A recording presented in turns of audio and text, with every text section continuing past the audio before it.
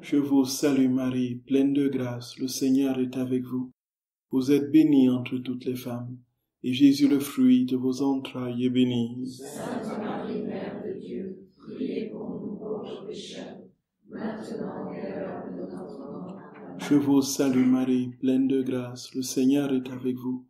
Vous êtes bénie entre toutes les femmes, et Jésus, le fruit de vos entrailles, est béni. Sainte Marie, Mère de Dieu, priez pour nous pauvres pécheurs, maintenant et à l'heure de notre mort. Amen. Gloire soit au Père, et au Fils, et au Saint-Esprit. Comme il était au commencement, maintenant et dans les siècles des siècles. Amen. Ô mon Jésus, pardonnez-nous nos péchés, préservez-nous du feu de l'enfer, et conduisez au ciel toutes les âmes, surtout celles qui ont le plus besoin de votre sainte miséricorde.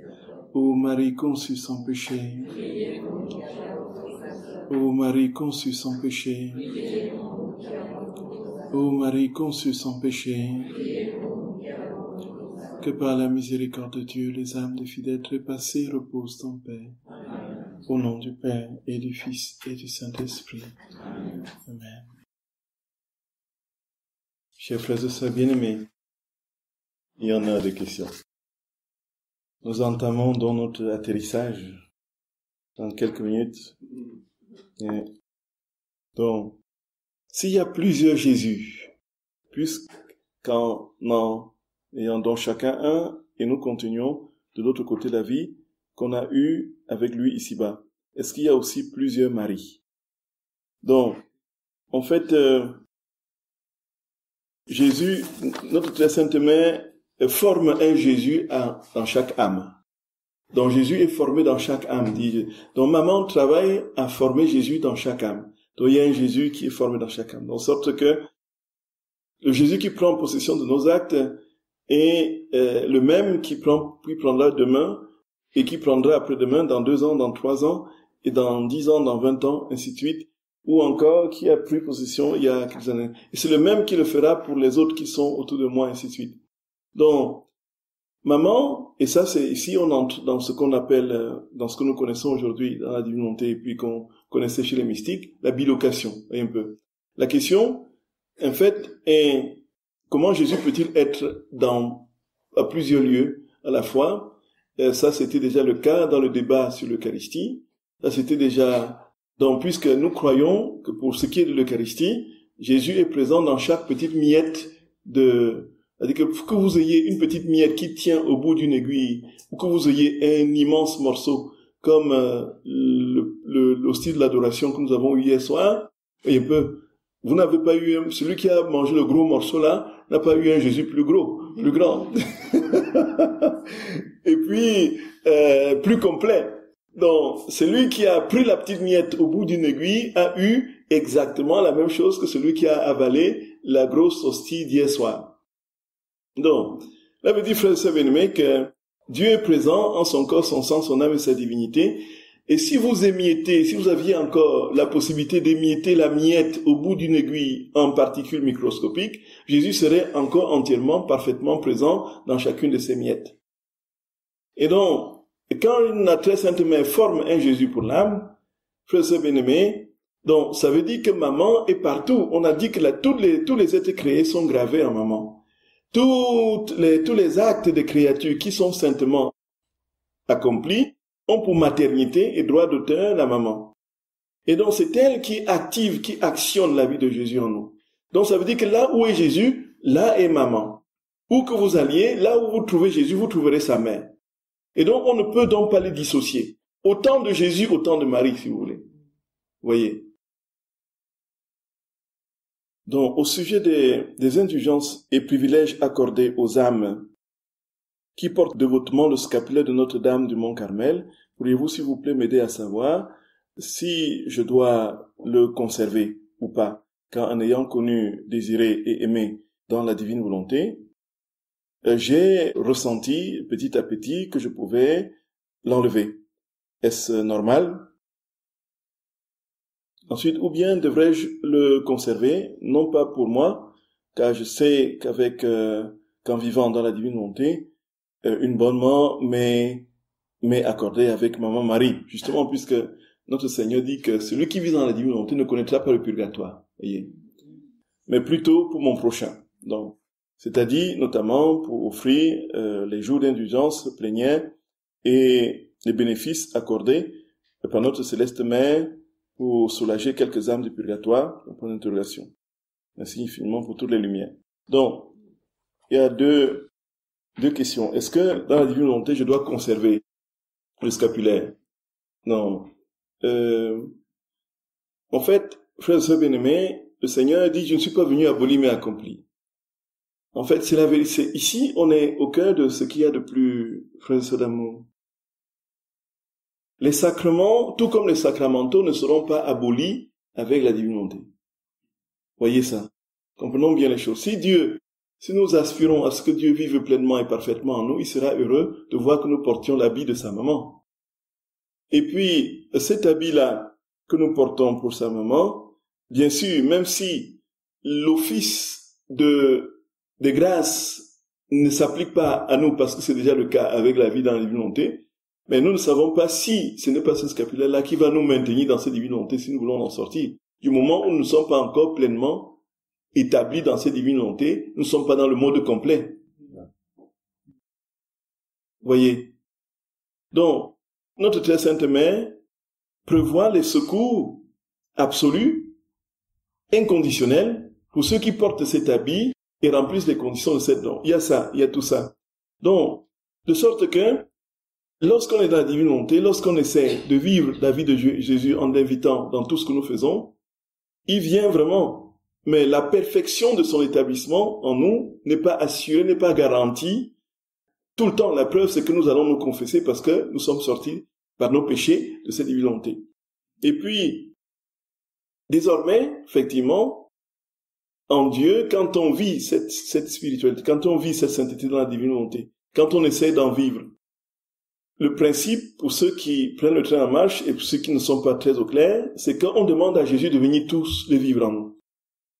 Tout ce que nous faisons, tout ce que nous disons, tout ce que nous posons comme acte, aussi petit ou grand, naturel ou spirituel, conscient ou inconscient, que Jésus les pose en nous. Et c'est lui désormais qui pose ces actes en nous, y compris les actes de piété, y compris l'Eucharistie, la communion que nous allons prendre, y compris tout ce que nous faisons dans l'ordre de la relation au Seigneur. Et alors, quand on regarde ça de très près, on voit que de tout ce que Jésus propose comme sacrement ou comme sacramentaux, la seule chose qui ne vient pas en nous faire, c'est nous confesser. C'est se confesser, puisqu'il ne peut pas pécher en nous. Puisqu'il ne peut pas pécher, il ne peut donc pas se confesser. Et donc, il peut communier en nous, il baptise de toutes les façons. Le prêtre le baptise dans sa personne, une persona Christi. Il vient dans l'âme qui reçoit le baptême. Il peut effectivement venir dans les mariés, prendre place pour être lui-même l'union des deux, puisque de toutes les façons, c'est le but du sacrement du mariage. C'est lui qui réconcilie les deux cœurs, qui disent oui l'un à l'autre. Il vient dans le sacrement de l'ordre, ainsi de suite. Prenons tous les 7 sacrements, le sacrement des malades. Mais dans le sacrement de pénitence, de même, pour ce qui est des sacramentaux, il n'y a pas un seul acte sacramentel des sacramentaux où il ne puisse pas être présent. Et donc, ça veut dire quoi? Ça veut dire que tout ce que nous faisions, continuons-le désormais dans la divine volonté. Et donc, la deuxième partie de la question, est-ce que si, du moment où je suis garanti que je vais est-ce que je peux l'appliquer aux autres en portant le scapulaire? Donc, pour ce qui est des promesses qui ont été faites à Saint-Simon-Stock pour le scapulaire puisque c'est lui qui a reçu de Marie le scapulaire. Donc, quand Jésus fait les choses en nous, il le fait au nom de tous et pour tous. Nous pouvons effectivement demander que notre très sainte mère couvre de son manteau, couvre de ce scapulaire, couvre de son manteau, toutes les âmes de bonne volonté qui, sans aucune faute de leur part, ne connaissent pas encore la vérité. Voyez un peu. Et là, c'est évident que ces chercheurs de Dieu vont être illuminés par une grâce spéciale qui vient de l'intercession de la Mère de Dieu, par l'offrande de ce scapulaire que nous avons de nous autres, que nous lui avons demandé d'appliquer aux autres âmes, en attendant que ces âmes prennent conscience de l'amour maternel de maman et du rôle salvifique de son Fils, notre Seigneur, qu'ils adhèrent à lui et qu'un jour aussi, ils découvrent le scapulaire pour en porter. Voyez. Donc, voyons un peu comment les choses s'articulent. J'ai mon scapulaire. Hein. Qu'en est-il des laïcs donnant la communion pendant la messe? Est-ce que Marie est présente? Waouh, ça c'est une question,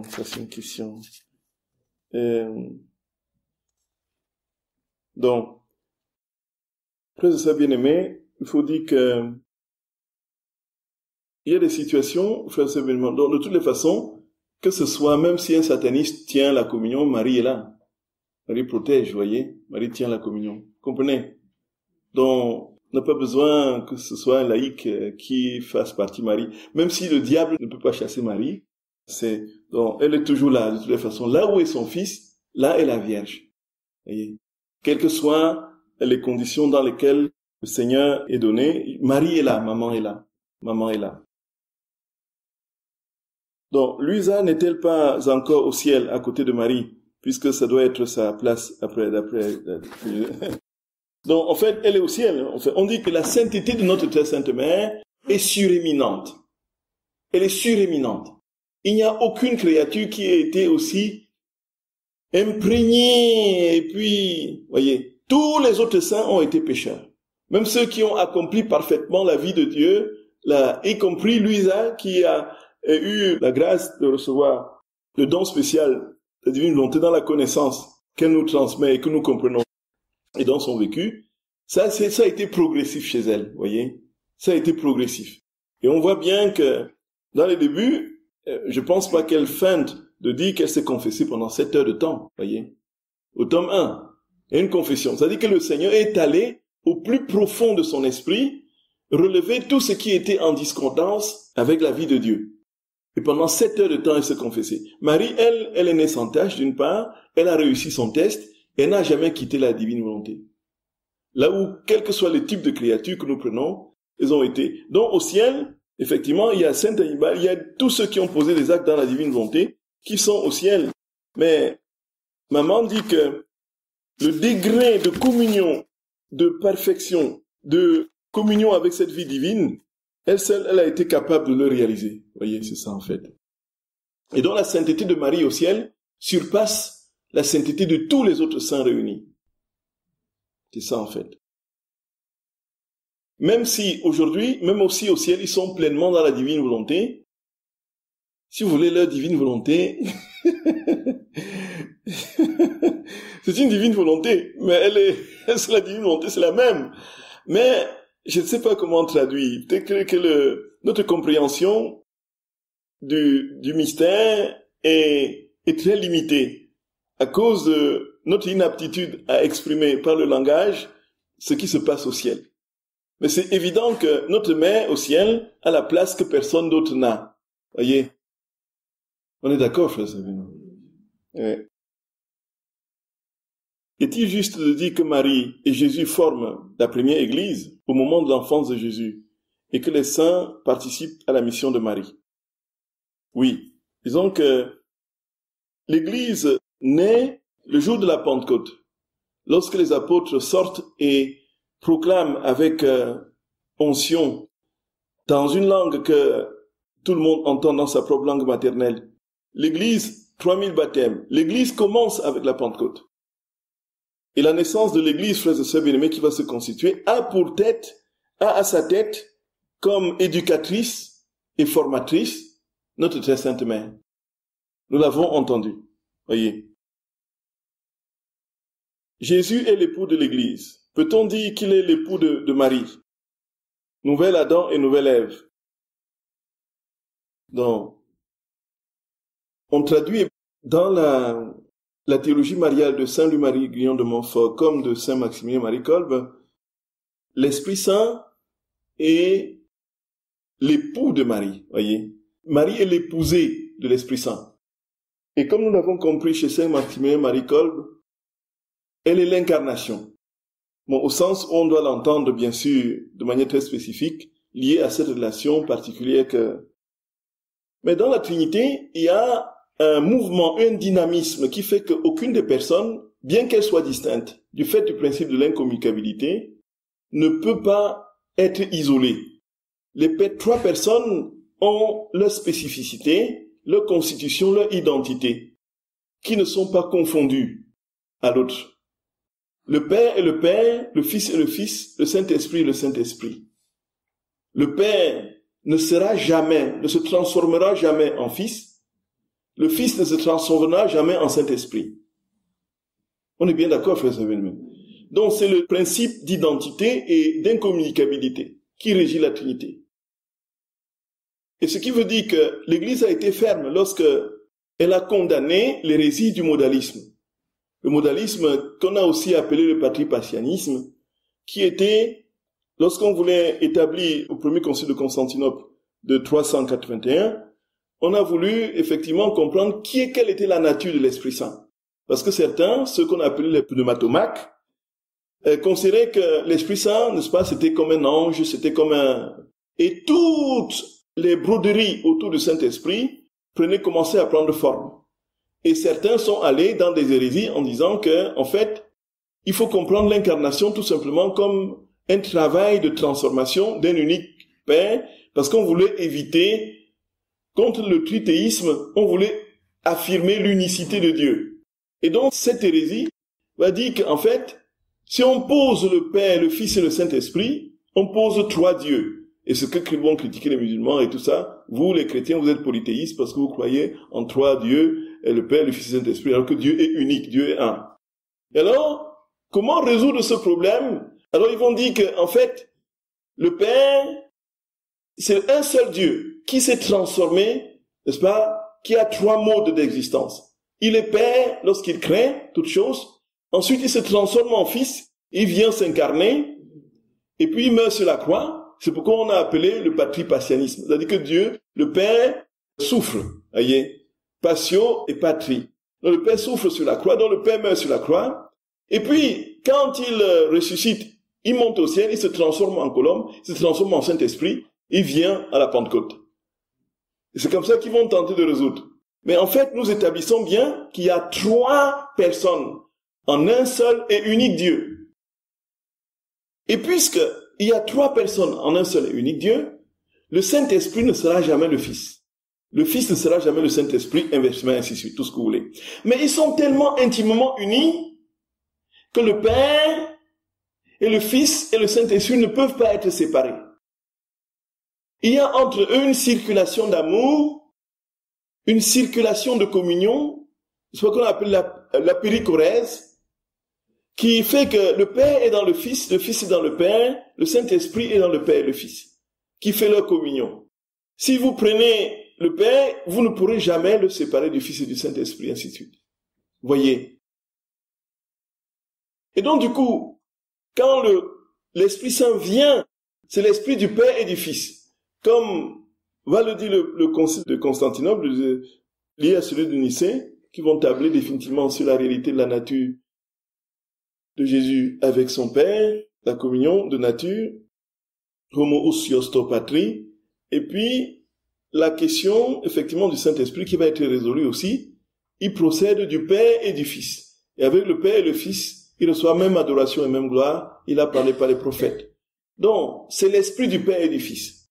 Et quand le Saint-Esprit vient en Marie pour former l'enfant Jésus, c'est l'Esprit de Jésus qui forme l'Esprit de Jésus et du Père. C'est le Saint-Esprit qui est l'Esprit du Père et du Fils qui forme Jésus dans le sein de Marie. Donc, Marie, si vous voulez, est l'épousée du Saint-Esprit et non de son Fils, même si c'est l'Esprit du Fils et du Père. Vous voyez un peu ça. Donc là, on entre dans des grandes subtilités dont Marie n'est pas épousée par son Fils. Bon, même si dans un certain sens, lorsqu'on l'entend au sens de la relation entre Adam et Ève qui ont échoué dans la génération de l'humanité, la mission qui était la leur, et que vient maintenant reprendre, si vous voulez, il y a le nouvel Adam qui est, comment ont interprété les pères, qui est le Fils, Jésus, et la nouvelle Ève qui est Marie. Mais la relation entre le nouvel Adam et la nouvelle Ève n'est pas la même relation d'épousailles.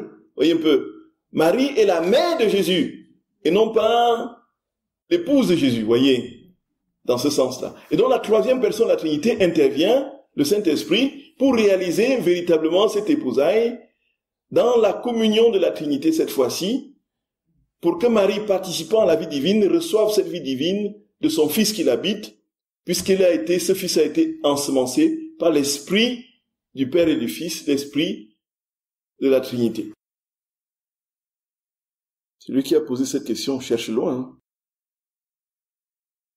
Est-il juste de rendre grâce à Marie pour des grâces reçues, puisque c'est Jésus, ces grâces viennent de Dieu, même si elles passent par son cœur? Devrait-on dire plutôt, merci Marie de m'avoir obtenu telle grâce? Oui, on dit merci à Marie pour ses prières. En fait, elle intercède. Les grâces ne viennent pas d'elle. Elle est le canal des grâces. Les grâces passent par ses mains maternelles. Donc on lui dit merci d'avoir intercédé pour ces grâces, effectivement. Comme on dit merci à... Pourquoi peut-on dire qu'en Marie, le chagrin la soutenait dans sa joie? Oui, puisque Jésus dit, sa joie le soutenait dans son chagrin, le chagrin le soutenait dans sa joie. Donc s'il n'y avait que la joie exubérante comme ça, voyez, elle tomberait dans l'insouciance et qui pourrait même procurer une forme de vanité, puisque voilà, il n'y a pas de souffrance. La souffrance équilibre la joie dans la mesure où, en Marie, puisque c'était la joie divine qui se déployait, mais c'était une joie divine au cœur d'une souffrance. Et cette joie divine devait être dirigée pour la consolation du cœur de Jésus et la réparation des péchés de toutes les âmes. Et ça ne devrait donc pas être concentré pour elle et pour elle seule. Elle devrait se rappeler que cette joie-là, c'est ce chagrin-là, Jésus a besoin de cette joie pour ce chagrin-là, pour que ce chagrin justement soit atténué en son cœur et que les âmes voient leurs péchés, que les âmes se convertissent et viennent à Dieu. Donc c'est ça en fait. Donc il y a cet équilibre-là. Et la joie en même temps fait que le chagrin n'est pas destructeur. Louisa parle-t-elle de Saint Joseph et de sa paternité spirituelle? Et disons que Joseph est évoqué dans le livre du ciel à quelques endroits. Il y a au tome 29, il y a un passage où on parle bien de Joseph de la maison de Nazareth qui vivait dans la divine volonté. Voilà. Il est très clairement dit la maison de Nazareth qui vivait dans la divine volonté.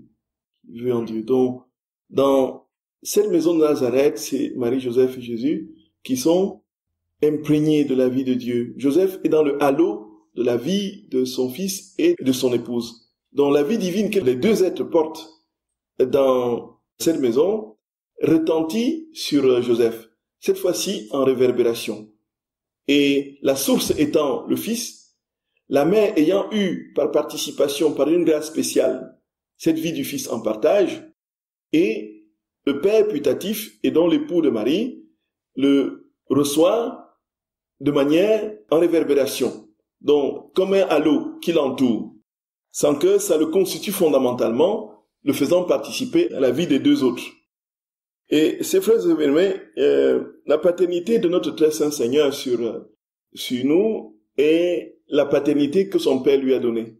Et la paternité de son Père putatif Joseph sur Jésus est la paternité que le Père céleste a donnée au Père terrestre de Jésus. Effectivement, il y a un livre, n'est-ce pas, en joséphologie, Joseph l'odeur du Père. Ça s'intitule ainsi. Ça veut dire quoi? Ça veut dire que Joseph ne pouvait pas ne pas avoir des grâces spéciales pour éduquer le Fils du Père. Le Père a donné à Joseph les prérogatives nécessaires, tout ce qu'il fallait pour pouvoir éduquer humainement son Fils divin sur la terre. Donc, on peut dire que le Père de la terre est le Père du ciel en miniature, avec les qualités et les prérogatives, sans la possession pleine de la vie de Dieu. Vous comprenez un peu? Donc, il est l'odeur du Père. Et ce qui veut dire qu'il y a certainement, inévitablement, une paternité que le Joseph a exercée sur son fils. Sinon, il ne serait pas père. Dieu ne fait pas des choses simplement pour de la formalité. Il ne dit pas, bon voilà, il faut un père et un fils, et donc je vais choisir Joseph qui va être le père du fils, et puis c'est bon quoi. Il faut qu'il soit véritablement le fils, et le fils était en obéissance à son père, c'est évident. On voit il a quitté le temple pour suivre ses parents. Et on ne peut pas s'imaginer que Jésus, dans l'atelier de Saint Joseph, n'est-ce pas, en fabriquant les planches et en fait des trucs en mettant le clou, que Jésus dise, ah non, papa, c'est pas comme ça qu'on fait. Laisse-moi te montrer comment on fait. Ouais, tu vois, je suis Dieu, je sais mieux que toi, alors c'est plutôt comme ça qu'il faut mettre la planche, il faut tendre la scie, il faut le mettre plutôt comme ça. Il a été dans l'obéissance jusqu'au bout. Il était docile. Merci de nous dire quelques mots sur l'acte unique de Dieu. Ah là là. Les questions sont vraiment pointues. Et là, avec tout ce qu'on a comme question, frères et sœurs bien-aimés, pour avoir une information plus précise sur l'acte unique éternel de Dieu, vous allez au tome 19 du 25 août 1926. Là, le Seigneur donne une description quasi détaillée de ce qu'est l'acte unique éternel de Dieu. En bref, il n'y a pas de passé, il n'y a pas de futur en Dieu. Tout est éternellement présent. On est d'accord, frère Séville?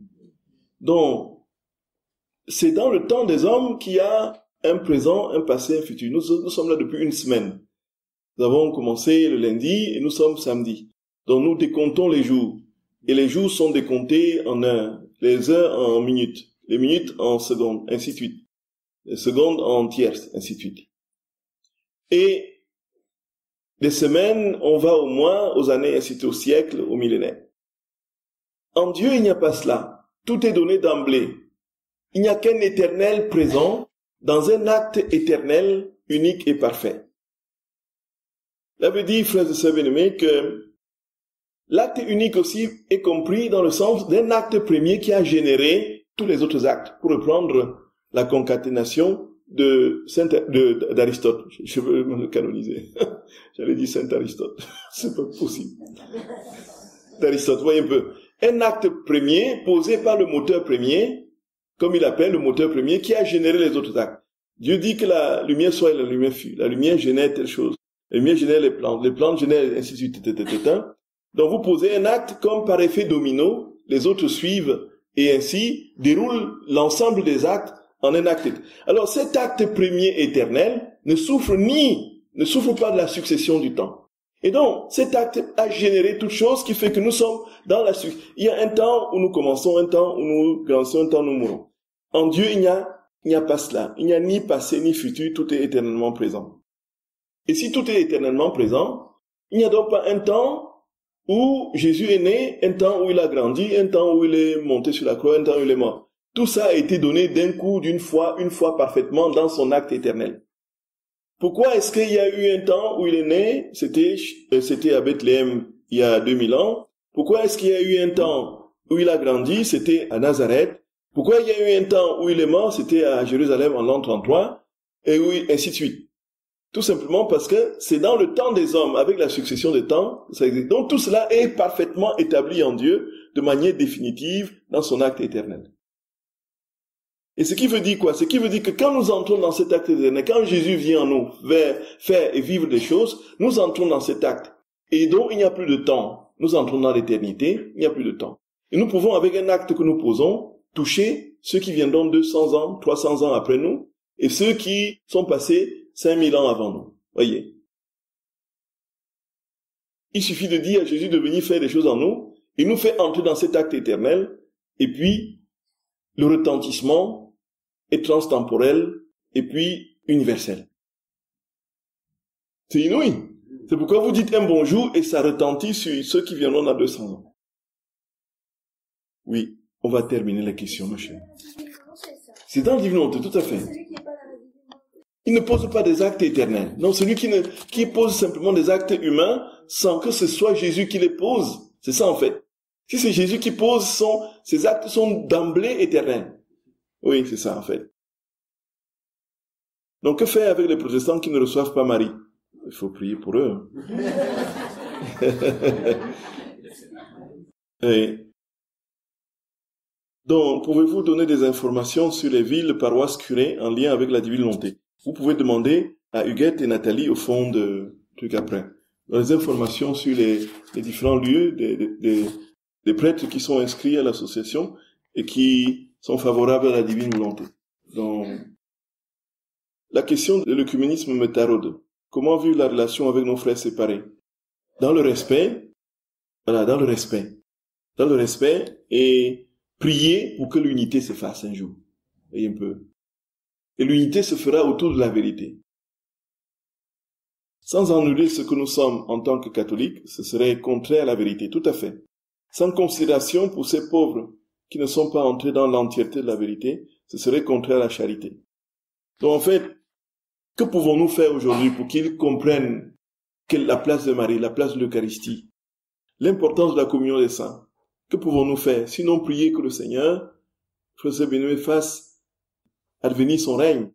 Et la vérité se manifestera clairement dans tous les cœurs et tous seront unis d'emblée de manière naturelle. Nous ne pouvons pas penser que Dieu a 1000 vérités et que, voilà, dit, ah oui, je vais à gauche. Oh oui, tout à fait. Ah oui, je prie Bouddha. Ah oui, c'est vrai. Ah oui, je prie... Ah oui, c'est vrai. Ah oui, ça c'est bon. Ah oui, c'est bon. Tout est bon pour Dieu. C'est pas vrai. Tout n'est pas bon pour Dieu. Mais dans le respect, la fraternité, le vivre ensemble, fraternel et paisible, nous pouvons travailler dans la prière à construire non seulement des liens, mais surtout prier que la vérité triomphe dans les cœurs, dans tous les cœurs. J'ai déjà expérimenté de me sentir regardé avec peine par des âmes protestantes comme Jésus, disant, tu n'es pas loin du royaume de Dieu. C'est-à-dire, il faudrait que tu lâches ton fraternel catholique pour y être tout à fait. Donc, comment faire pour que mon frère ou ma sœur se sente accepté, accueilli, aimé, avec ce qu'il ou elle est sans rejet? Donc, on a dit, on prie, et puis on prie. La bilocation dont Jésus parle à l'occasion de l'accompagnement par Marie de Jésus au séjour des morts est du même ordre que ce qu'elle a vécu au moment de sa conception pendant que son petit corps se tissait dans le sein d'Anne, où en esprit, elle s'est rendue devant le trône de la Sainte Trinité. Oui, tout à fait. Donc, la question, c'est est-ce que la bilocation que notre très sainte mère a vécue lorsqu'elle a accompagné notre très saint Seigneur au séjour des morts, est-ce que c'est la même lorsqu'elle était dans le sein de sa mère et qu'elle rendait visite, n'est-ce pas, à la Trinité? Oui, c'est du même ordre, quoi. C'est du même ordre. Cette bilocation qui est aujourd'hui pour nous d'ordre spirituel, nous pensons à quelqu'un qui est en Chine ou bien qui est en Afrique. Vous voyez, quand je pense à ma maison natale, j'ai l'impression que j'y suis. Vous voyez un peu. Je vois là, je suis là. Je vois la porte, l'entrée là. Je vois, vous voyez, je vois la tombe de ma maman là. Vous voyez, je vois la tombe de mon frère, de mon papa. Ah oui, je suis là. Donc, le simple mouvement de la pensée qui embrasse l'univers, voyez, au sens simplement spirituel, le Seigneur a fait grâce à certains mystiques de le vivre carrément, concrètement. Padre Pio, lui, quand il est mort, il est apparu à 2000 de ses fils spirituels dans le monde. Il est apparu, ses fils spirituels l'ont vu comme ça. Et il a eu les mêmes gestes, et dans les fuseaux horaires différents, les mêmes gestes, les mêmes mouvements, et c'était pour dire au revoir à ses fils spirituels qui l'accompagnaient. On voyait Padre Pio qui allait dans les prisons d'Europe de l'Est apporter les ciboires et les calices, et le pain et le vin aux prêtres pour qu'ils célèbrent la messe dans les cellules. Alors qu'il était en Italie, vous voyez un peu. On le voyait dans les airs pendant la Première Guerre mondiale, les pilotes le voyaient un moine comme ça qui faisait ça. Voyez. C'est comme ça qu'il a empêché que Petrelcina soit bombardé, son village natal. Il voyait voyez. Et puis le pilote, il dit, mais c'est quoi? Il était tellement intrigué. Un jour, il n'entend pas de Padre Pio, il vient à San Giovanni Rotondo, il voit que c'était ce moine-là, et il le reconnaît. Lui qui était là, il l'a vu là. Il faisait ça. Qu'il ne lâche pas la bombe sur son village. Et beaucoup de saints ont vécu la bilocation. Saint Alphonse de Liguori, il y a eu beaucoup de saints Cupertino, Saint Joseph de Cupertino, n'est-ce pas, Mariam Bawardi, elle-même encore, c'était grave. C'était une femme forte, c'était une fille forte, de grosse corpulence comme ça. Elle avait des grâces de lévitation absolument faramineuses, là. Quand elle était en prière, elle pouvait s'envoler carrément comme un oiseau. S'envoler, elle allait sur une branche d'arbre très très loin. Elle se posait sur une feuille, comme ça. Elle dit, mais où est Mariam? Les supérieurs, les sœurs cherchent. Ah, la voilà perchée sur l'arbre. Elle était en train de louer son Seigneur, vous voyez. Louer son Seigneur. Et elle ne descendait que lorsque la mère supérieure avait donné l'ordre, par obéissance. Mariam, descends. Elle descendait. Oui.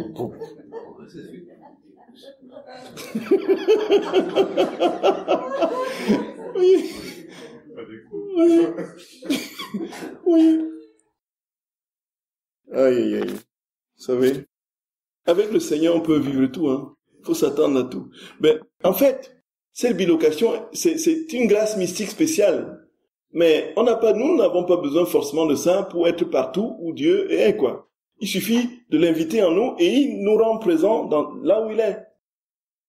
Et nous sommes au Groenland, nous sommes au pôle Sud, nous sommes en Afrique, nous sommes au Fumboldt chez nous, nous sommes, voyez, dans toutes les hosties, et puis, parce que Jésus est en nous, et nous sommes partout où il est.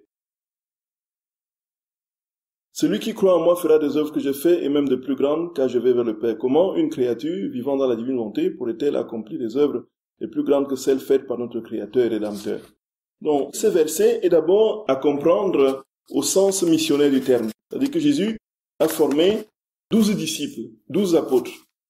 Et il les a envoyés. Il dit, bon, vous, si vous croyez en moi, vous ferez des choses que j'ai faites, et même de plus grandes. Donc vous allez conquérir des âmes. Mais vous le ferez bien plus que moi, parce que je vais vers le Père. Ça veut dire que vous resterez, vous aurez le temps de faire de nombreux autres disciples, plus que ce que j'ai laissé. Voyez, c'est d'abord ce premier sens-là. Il ne s'agit pas des choses extraordinaires, des miracles et des signes extraordinaires que nous pouvons faire. Et bien plus encore, plus les disciples sont nommés. C'est encore lui de toutes les façons qui dans les disciples travaille par son Esprit Saint. Mais il dit concrètement, vous allez, et justement il a laissé 12, et nous sommes aujourd'hui des milliards et des milliards. Voyez, Jésus n'est plus là présentement avec son corps, parce qu'il est retourné au Père. Mais il est actif par son Esprit Saint en nous.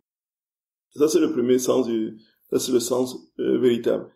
Ensuite, frères et sœurs bien-aimés, plus encore, quand nous comprenons notre rôle, notre place en lui dans cette divine volonté, il y a la capacité que nous avons d'influer sur tous les espaces et sur tous les temps, c'est tout simplement faramineux. Voyez. En fait, le Seigneur dit, laisse-moi tout faire en toi, et puis, tu feras des choses grandes. Plus que ce que je faisais quand j'étais sur la terre, puisque mon temps était court et limité. Voyez un peu ça. Dans la parole, le Seigneur nous demande de faire des actes de miséricorde. Tous les actes ne se valent donc pas en caricaturant. Il suffirait de respirer toute la journée avec Dieu sur un fauteuil et on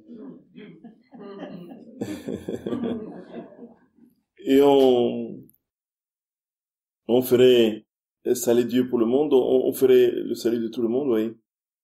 Il y a quelque chose qui me semble pas ajusté.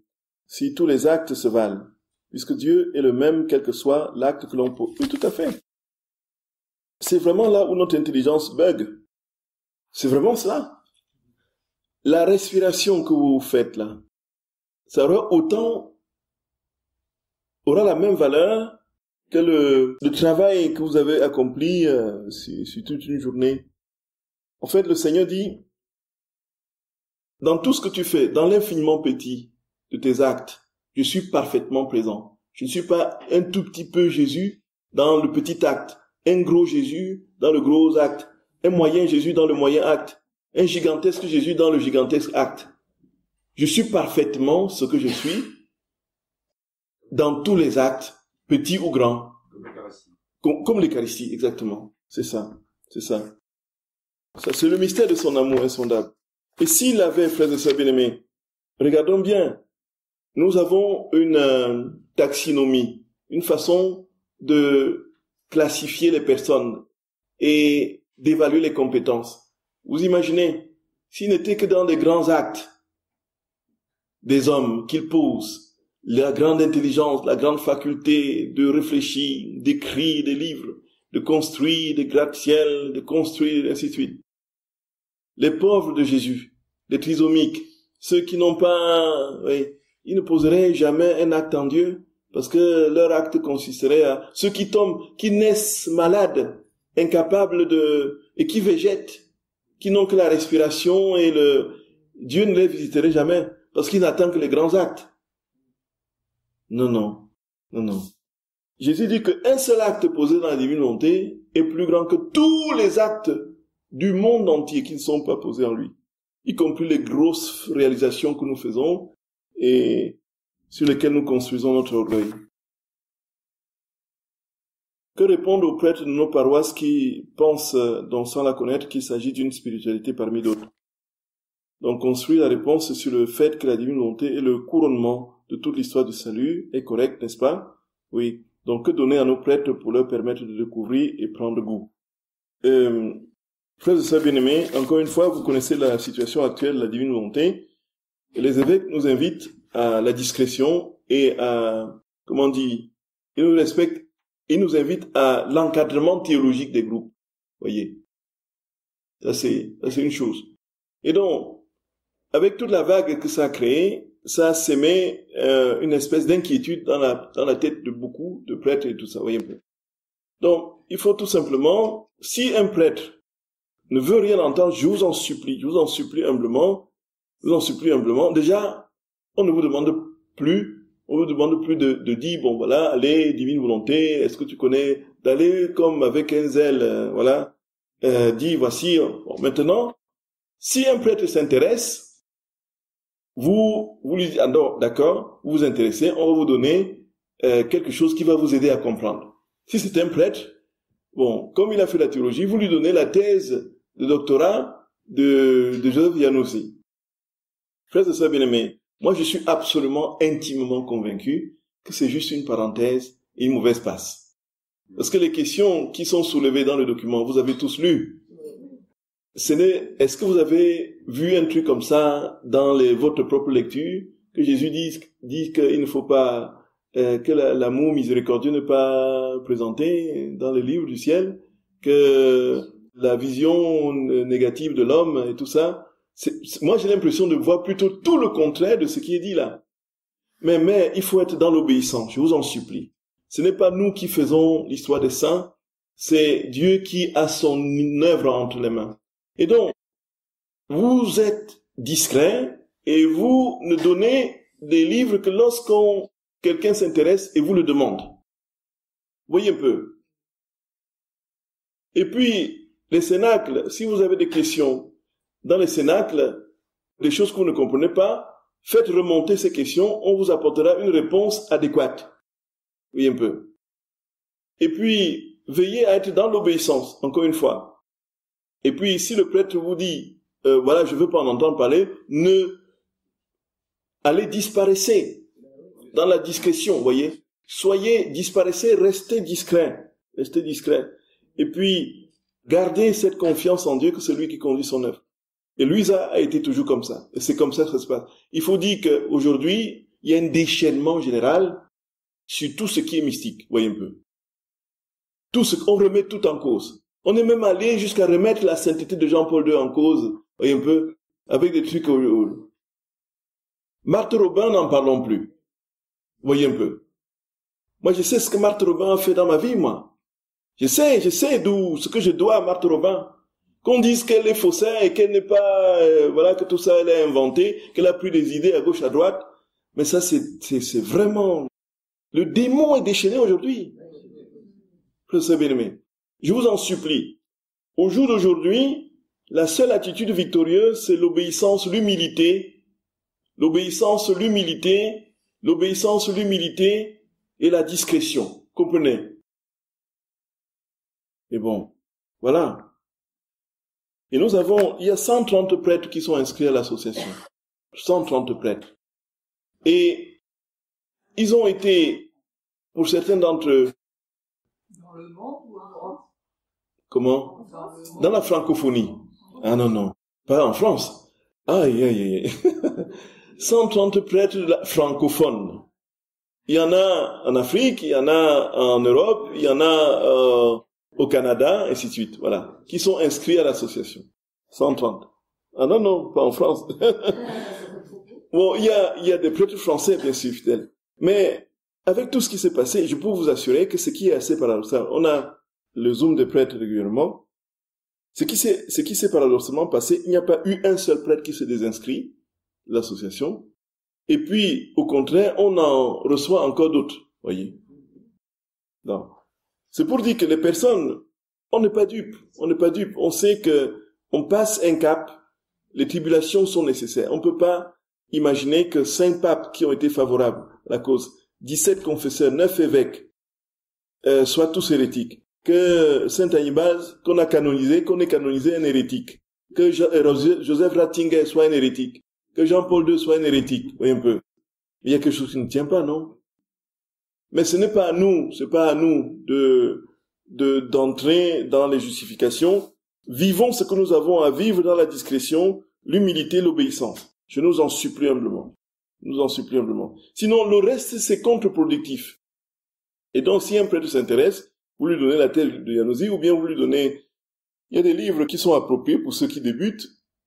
Même si c'est pas un prêtre, vous lui donnez ces livres-là, je vous annonce une grande joie. Il y a Dieu renouveler le monde, il y a Vivre et prier dans le royaume de la divinité, il y a le livre Goutte qui est réservé aux enfants, là, qui peut aider aussi, et tout ça. Donc ça, c'est... Ouais. Les questions-réponses le soir, c'est pénible. Je sens que le matin, c'est plus frais, ça coûte.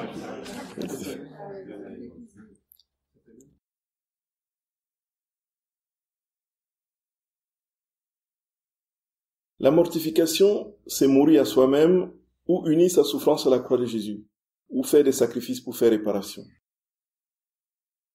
Donc, il y a toute une série sur la mortification qu'on a essayé de développer dans la Réseau de la Divine Volonté pendant plusieurs semaines. Donc, frères et sœurs bien-aimés, dans son étymologie, mortification, c'est mourir à soi-même, mourir. Sauf que ici, dans la Divine Volonté, la mortification telle qu'on l'entendait au sens strict du terme dans la pratique de piété qu'on avait dans l'Église, signifiait qu'on se donnait un ensemble de disciplines et de macération, de stricte réglementation au corps. On disciplinait le corps pour espérer voir l'âme s'échapper. Et puis, on avait donc une pratique qui consistait, plus on se flagellait, plus on se donnait, on se torturait, plus on était apte à acquérir la sainteté. Bon, ici, frères et sœurs bien-aimés, la mortification telle que le Seigneur nous donne de comprendre à l'usage, prend un autre sens, encore infiniment plus grand, c'est que la sainteté, en règle générale, ce n'est pas l'œuvre de l'homme. Ce n'est pas l'homme qui travaille à sa sainteté et à réaliser sa perfection. C'est Dieu qui nous sanctifie. La sainteté, c'est une grâce, c'est un don de Dieu. C'est une œuvre de Dieu. C'est l'action de Dieu dans l'âme, pas la grâce sanctifiante qui travaille à nous donner la conformité à sa propre vie. Et donc, quand nous entendons mortification désormais, c'est plutôt Dieu qui fait mourir les choses en nous, qui travaille à faire mourir les choses en nous. Ce qui veut dire très clairement que se mortifier aujourd'hui a davantage le sens de laisser toujours plus Dieu opérer et œuvrer en nous. Et en opérant et en œuvrant en nous, il nous détache de ce qui n'est pas lui. Et alors, ce qu'il nous demande, c'est notre bonne volonté, notre disposition, et puis naturellement, le léger effort nécessaire qui est indispensable pour que sa vie et son action se déploient de manière pleine et parfaite. Vous voyez? Et là, ça c'est le sens de mortification. Mourir à soi-même, c'est Jésus. De sorte que le véritable martyr aujourd'hui, c'est être continuellement attentif pour demander à Jésus de venir en nous vivre sa vie et poser ses actes en nous.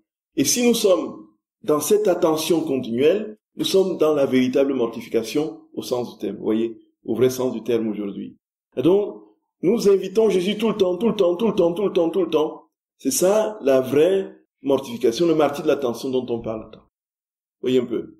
Et alors, nous allons très vite nous rendre compte que à minuit, ouvrir une tablette de chocolat et avaler la moitié, ça n'est pas, vous voyez, c'est pas Jésus qui peut nous permettre de faire ça, vous voyez, qui peut vouloir que nous fassions ça. Et ainsi de suite. Unir sa souffrance à la croix du Christ, ça pourrait être aussi un autre thème de retraite, ce qu'on a prêché, ils regarderont celui qu'ils ont transpercé, qui a été prêché à l'abbaye de Timaduc et puis à l'abbaye des bénédictines de Momont. Oui, tout à fait. On a travaillé ce thème-là, la question de la souffrance. La souffrance chrétienne, notre souffrance unie à celle de Jésus. Comment est-ce que, voilà. Et puis, en fait, Jésus dit que c'est lui qui souffre en nous. Pour faire bref, la souffrance chrétienne est la souffrance de Jésus. Donc, quand on le lui offre, bien sûr, dans la divine volonté, il vient en nous, il souffre. Et donc, cette souffrance n'a plus son venin de révolte et de déchéance. Cette souffrance est plutôt source d'élévation et source de réparation, de consolation des âmes. Pourquoi dans un passage on dit alors que Jésus et Marie ne souffrent plus? Parce qu'ils sont dans la béatitude. Il y a cette... Comment cette contradiction apparente? Oui, tout à fait, mon cher Christian. Disons que ça restera un mystère. Chaque fois qu'on creuse la question, il y a quelque chose qui reste à élucider, que l'intelligence ne possède pas encore. Bon, il y a une chose, c'est que Jésus et Marie sont dans la vie divine, ils sont dans la béatitude du fait de cette vie divine. Ils ont une humanité, et cette humanité est sujette à la passion, à la souffrance. Donc, il y a une cohabitation entre la souffrance et la béatitude. Et ça, c'est le grand mystère dont on a parlé tout à l'heure. Dans la vie divine qu'ils vivent, ils sont dans la béatitude. Dans leur humanité, ils sont dans la souffrance. Et ce qui fait que Marie peut continuer à montrer sa souffrance, et Jésus peut continuer à souffrir parce qu'il a eu une humanité. Il continue dans notre humanité ce qu'il a vécu, et cela veut dire que il peut continuer sa souffrance dans notre souffrance. Et comme dit Saint Paul, ce qui manque à la souffrance du Christ, c'est la chair dans ma chair pour son corps qui est l'Église. Donc, il y a cet élément qu'il faut prendre en compte. Des personnes font monter notre action de grâce tellement leur vie avec l'Esprit Saint est belle et unie en Dieu. Peuvent-elles, dont totalement hermétique aux écrits de Luther et son style d'écriture, la richesse de Dieu et dans leurs différences de chacun, je ne comprends donc pas pourquoi la divine volonté et ses écrits seraient une sainteté de sainteté, comme je l'ai entendu dire.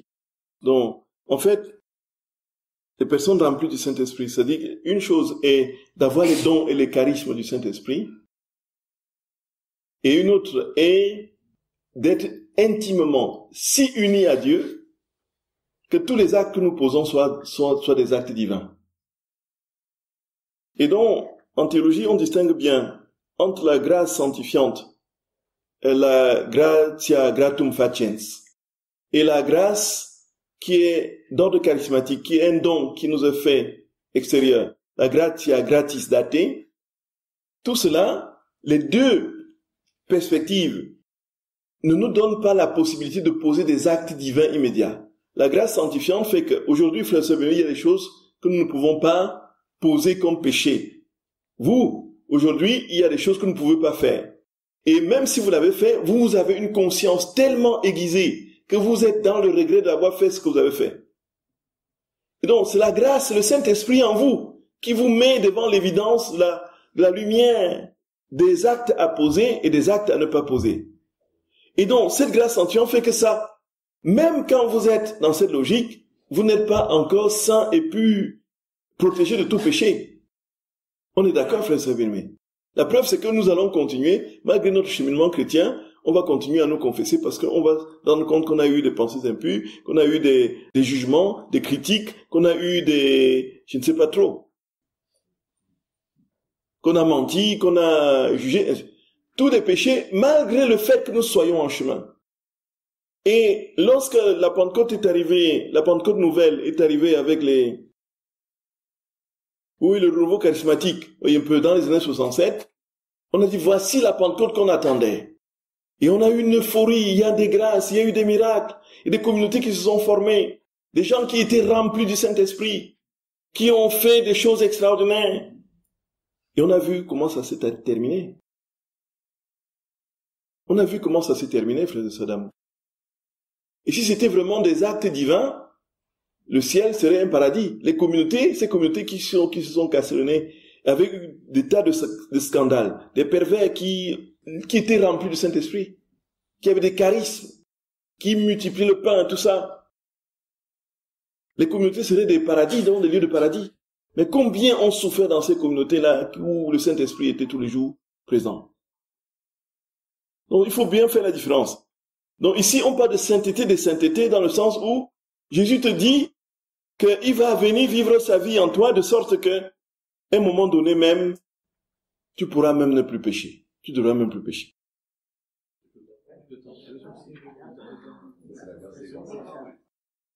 C'est inouï! Oui. C'est ça, la vie dans la divine volonté, c'est ça, ce n'est rien d'autre que ça. L'union transformante des saints du Carmel, qui est posée ici maintenant, qui n'attend pas la mort. Dieu dans ton âme te travaille au point où, à un moment donné, frère bien-aimé, tu te rends compte que tout en toi est amour. On touche tes cheveux, il y a l'amour qui sort.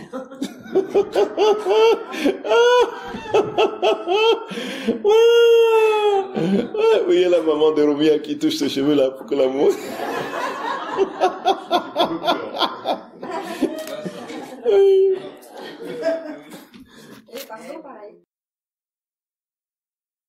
Jésus a dit, ma vie nul ne la prend, mais c'est moi qui la donne. Se pourrait-il qu'il ne soit mort d'aucun des coups qui lui ont été assénés, mais de cette douleur immense d'avoir envisagé que son père ait pu l'avoir abandonné? Non, en fait, ce n'est pas de l'abandon, il dit que sa véritable souffrance, c'est son amour. Il meurt par amour pour nous. Il meurt d'amour. Et frères et bien-aimés, il ne meurt pas de l'abandon de son père, ni des coups. Et qu'il y a les trois formes de souffrance. En lui, il y avait la souffrance des ingratitudes des péchés des hommes. Il y avait la souffrance. Il y a d'abord la souffrance de son amour, la souffrance des péchés et la souffrance des bourreaux. Voyez. Il dit de ces trois souffrances, la plus grande et la plus violente était la souffrance de son amour.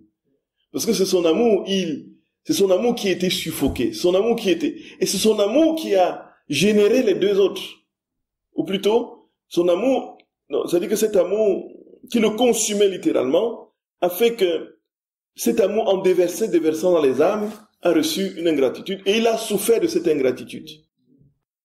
Et ensuite, comme il voulait être dans la vérité de son amour de son Père et des créatures, on l'a cloué sur la croix. Donc la dernière des souffrances qu'il a vraiment eu des trois, la dernière, c'est les coups que lui ont donné les bourreaux, les soldats. Est-ce qu'un enfant saint peut naître de par les parents très pécheurs? Oui, pourquoi pas? En fait, le péché de, si vous voulez, et inversement, oui, on peut penser, est-ce que, oui, disons que, c'est bien aimé, c'est le grand mystère, vous voyez, le grand mystère. Il y a Saint Padre Pio est né de son papa son papa n'était pas un grand saint, hein. Son papa n'était pas un grand saint. Et le frère de Marthe s'est suicidé. Et les parents de Luisa sont passés au purgatoire. Vous voyez? Oui, tout à fait. Quand on remonte là, effectivement, le roi David qui est là dans le jeu, qui a commis tellement entre les crimes de guerre, entre les crimes de guerre, les adultères et tout ça, Et dans sa lignée, il a un certain Salomon qui était alors fils de David, Salomon qui avait 700 femmes et 300 concubines.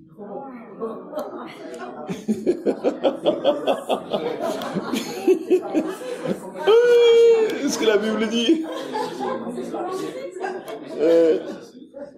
Ce que la Bible dit. Non. Donc pour moi, l'enfer n'existe que par notre refus d'aimer ou par notre impossibilité de croire à l'amour.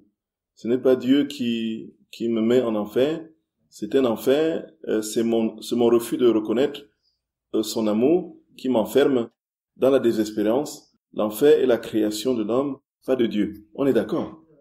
On est d'accord? On est parfaitement d'accord. C'est l'homme qui dit non serviam et puis il rentre dans le... Dieu n'a pas créé un lieu enfer dans lequel tous ceux qui ne lui obéissent pas vont aller. Voyez? C'est l'homme qui a... Dieu n'a créé il a créé le ciel, point final, voyez? Et puis après, comme l'homme ne pouvait pas arriver à lui sans être semblable à lui en toutes choses, il fallait se purifier, et qu'il se purifie. Il y a eu le purgatoire, qui est encore l'œuvre de son amour. En enfer, il n'y a pas d'amour. Pas une seule instant. Marie, union des chrétiens, j'ai peut-être mal compris. Vous pouviez m'expliquer, merci. Marie, l'union des chrétiens. Je disais que Marie, en fait, même les chrétiens qui ne connaissent pas Marie et qui ne l'aiment pas, ont Marie pour mère. C'est ça, en fait. Ils ont une mère, mais ne la connaissent pas et la rejettent.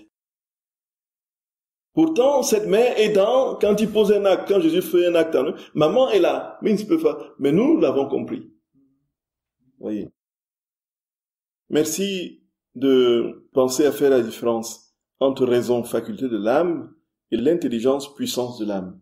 Donc dans les puissances de l'âme, ou ce qu'on a aussi un peu appelé les facultés de l'âme, c'est la mémoire, l'intelligence et la volonté.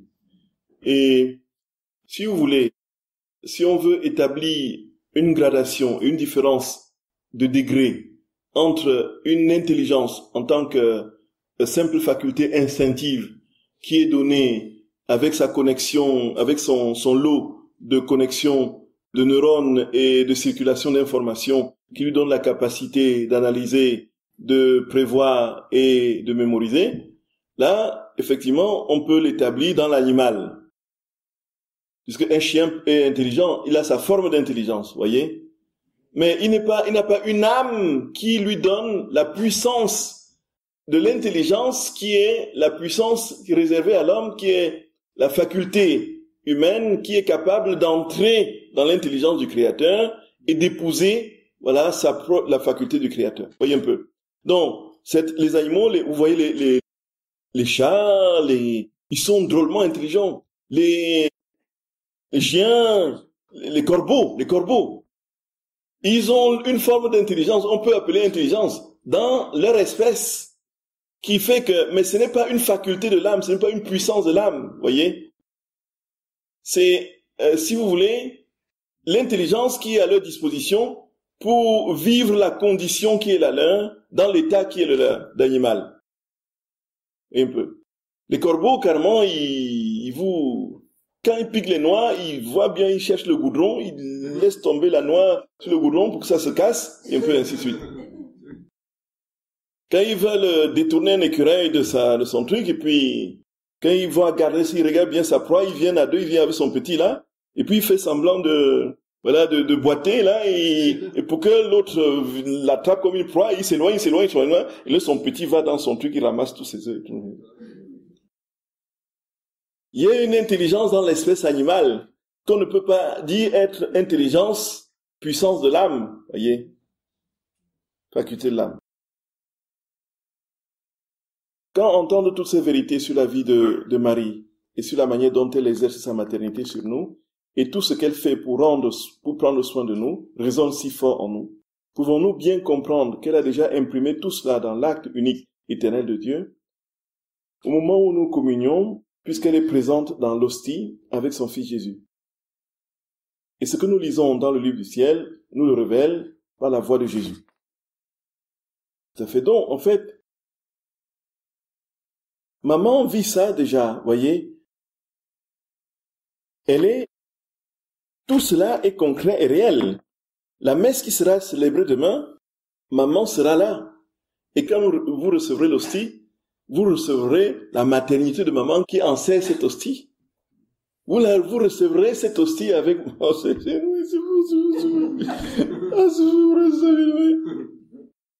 Ce qui va se passer. Ouais, ce qui va se passer. Heureux plutôt ceux qui écoutent. Humeun, en grec, signifie sans aucun doute. Donc, heureux, sans aucun doute, ceux qui écoutent la parole de Dieu. Donc, c'est la personne qui me donne la traduction véritable de heureux ceux qui écoutent, heureux plutôt. Donc, le plutôt, c'est, quand on le traduit en grec, c'est heureux sans doute, sans aucun doute, ceux qui écoutent la parole de Dieu et la gardent. Donc Marie, sans aucun doute, a écouté la parole de Dieu et l'a gardée. Frères et sœurs bien-aimés, nous sommes arrivés à la fin. Atterrissage.